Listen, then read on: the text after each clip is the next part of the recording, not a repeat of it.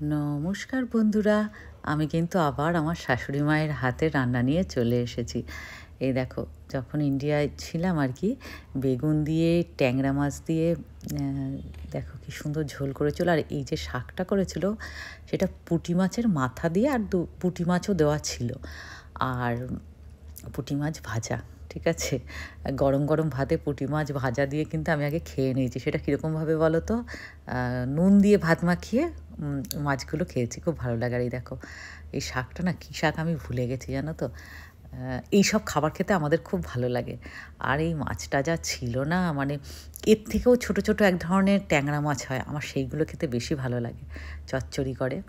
কী ট্যাংরা যেন বলে, মানে মনে করতে পারছি না।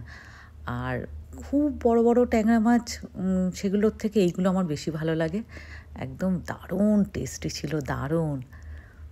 আমি তো তোমাদের বলেইছি, আমার শাশুড়ি মা যেমন সুন্দর বাজার করে ঠিক তেমন সুন্দর রান্না করে। আর জানো তো, গেলে খুব আরাম পাই আর কি, কারণ আমাকে তো কিছুই করতে হয় না, নিজেই সব সুন্দর করে মুখের সামনে সাজিয়ে দেয়।